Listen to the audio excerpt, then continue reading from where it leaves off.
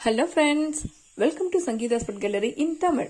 நாம் இன்னைக்கு பாவக்காய் கிரேவி எப்படி செய்யறதுன்னு பார்க்கலாம். இது செய்யறதுக்காக ஒரு கப் அளவுக்கு பாவக்காவை இந்த மாதிரி சின்ன சின்ன பீசஸா கட் பண்ணி எடுத்து வச்சிருக்கேன். ஃபர்ஸ்ட் இந்த கிரேவிக்கு தேவையான மசாலாவை ரெடி பண்ணிக்கலாம். இதுக்காக ஒரு வடச்சட்டியை சூடு பண்ண வச்சிருக்கேன். இதுல 1 டேபிள் ஸ்பூன் தேங்காய் எண்ணெய் சேர்த்துக்கலாம். இந்த கிரேவி தேங்காய் எண்ணெயில் செய்யும் போது அதோட டேஸ்ட் நல்லா இருக்கும். இந்த ஆயில் சூடாயிடுச்சு. இதுல அரைக்கப்பளவுக்கு துருவன தேங்காய் சேர்த்துக்கலாம். இதை வணக்கிக்கலாம்.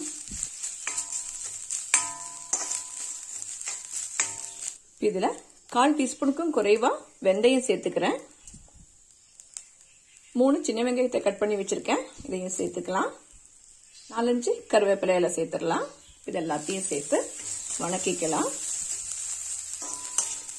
பாவக்காய் கிரேவிக்கு இந்த மாதிரி மசாலா வறுத்தரிச்சு செய்யும் போது இதோட டேஸ்ட் ரொம்ப நல்லா இருக்கும்.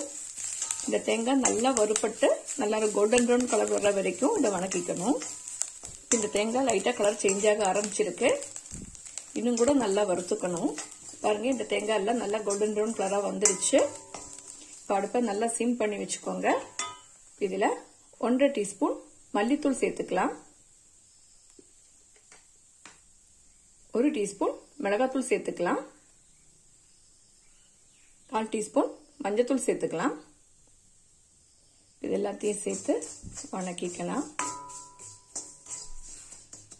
அவ்வளவுதான், இதெல்லாம் நல்லா வணக்கியாச்சு. இதை ஆற வச்சிடலாம். ஆறினதுக்கு அப்புறமா நல்லா நைஸான பேஸ்டா அரைச்சுக்கணும். ஒரு மண் சட்டியை சூடு பண்ண வச்சிருக்கேன். இதுல 2 டேபிள் ஸ்பூன் தேங்காய் எண்ணெய் சேர்த்துக்கலாம். பின்ன எண்ணெய் சூடாயிடுச்சு. இதுல 2 டேபிள் ஸ்பூன் அளவுக்கு தேங்காய் கொத்து எடுத்து வச்சிருக்கேன். இதை சேர்த்துடலாம். தேங்காய் கொத்து ஆப்ஷனல் தான், நீங்க விருப்பப்பட்டா மட்டும் சேர்த்தா போதும்.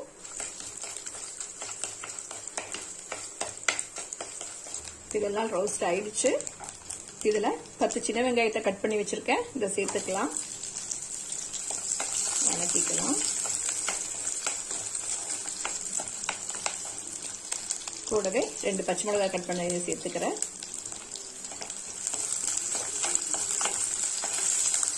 இதெல்லாம் வதங்கிடுச்சு. இதுல நம்ம கட் பண்ணி எடுத்து வச்சிருக்கிற பாவக்காய் சேர்த்துக்கலாம்.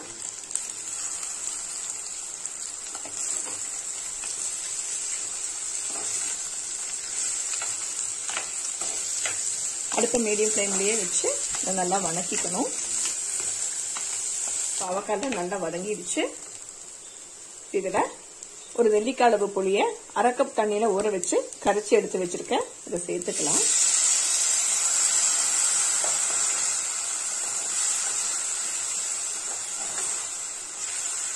இதெல்லாம் நல்லா கலந்தாச்சு. இதை கொதிக்க விட்டுடலாம். இப்ப பாருங்க, இதுல இருக்கிற தண்ணி எல்லாம் வத்திடுச்சு. இதுல நம்ம அரைச்சு வச்சிருக்கிற தேங்காய் விழுதை சேர்த்துக்கலாம். இந்த மாதிரி நைஸா தான் அரைச்சுக்கணும். நான் கொஞ்சமா தான் தண்ணி சேர்த்து அரைச்சிருக்கேன். இந்த மிக்சியோட ஜார்ல 1/2 கப் தண்ணி சேர்த்து இதையும் சேர்த்துக்கிறேன். இப்ப நான் இதுல 1 கப் தண்ணி கூட சேர்த்துக்கிறேன். இப்ப டோட்டலா 1/2 கப் அளவுக்கு தண்ணி சேர்த்திருக்கேன். தேவையான அளவு உப்பு சேர்த்துக்கலாம். பிற கலந்துடலாம்.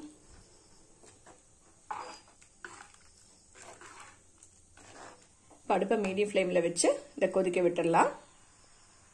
இதெல்லாம் நல்லா கொதிச்சிட்டு இருக்கு. இது இன்னும் கொஞ்சம் கூட திக் ஆகணும். இதுல கொஞ்சமா பெருங்காயத்தூள் சேர்த்துக்கிறேன்.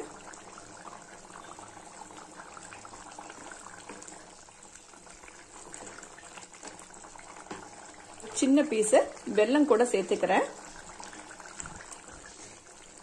இது இந்த குழம்போட உப்பு, காரம், புளி எல்லாம் பேலன்ஸ் பண்றதுக்காக தான். பாருங்க, இந்த குழம்பெல்லாம் நல்லா கொதிச்சு எண்ணெய் எல்லாம் மேல பிரிஞ்சு வந்திருக்கு. குழம்பும் கரெக்டான பதத்துக்கு வந்துடுச்சு. அவ்வளவுதான். அடுப்பை ஆஃப் பண்ணிடலாம். இதுல தாளிச்சு சேர்த்துக்கலாம். ஒரு பேன் சூடு பண்ண வச்சிருக்கேன். இதுல 1 டீஸ்பூன் தேங்காய் எண்ணெய் சேர்த்துக்கலாம். இந்த ஆயில் சூடாயிடுச்சு. இதுல 1 டீஸ்பூன் கடுகு சேர்த்துக்கலாம். இந்த கடுகு எல்லாம் பொரிஞ்சிடுச்சு. இதுல 2 காஞ்ச மிளகாய் கட் பண்ணதை சேர்த்துக்கிறேன். கொஞ்சமா கருவேப்பிலை கூட சேர்த்துக்கலாம்.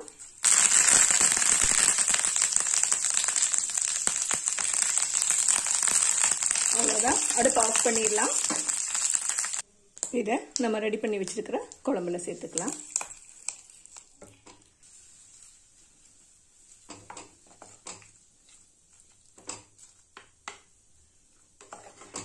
அவ்வளவுதான் பாருங்க, சூப்பர் டேஸ்ட்ல பாவக்காய் கிரேவி ரெடி ஆயிடுச்சு. இது ஒரு கேரளா ஸ்டைல் ரெசிபி. இத பாவக்காய் தீயல்னு சொல்லுவாங்க. இது சாதத்துல சேர்த்து சாப்பிட ரொம்ப சூப்பரான ஒரு காம்பினேஷன். இது ஒரு செமி கிரேவி பர்சல் தான் இருக்கும். நீங்களும் இந்த ரெசிபியை ட்ரை பண்ணி பாருங்க. உங்களுக்கு பிடிச்சிருந்தா லைக் பண்ணுங்க, ஷேர் பண்ணுங்க, கமெண்ட் பண்ணுங்க. என்னோட சேனலை சப்ஸ்கிரைப் பண்ணுங்க. தேங்க்ஸ் ஃபார் வாட்சிங்.